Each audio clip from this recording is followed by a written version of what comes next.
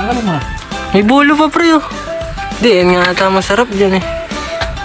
Yan. Kapartner niyan sa luyot ano. Nakapag-hunt na ba ng saluyot? Yan, okay na. Tapos balatan guys. Yan, kagayatin naman ng ganito kaliliit oh. Yan.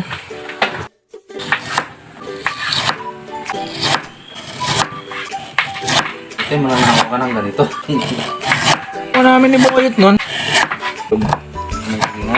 Oh, yung nagpupuntang Matandaran. Doon sa may likod ng barak sa amin.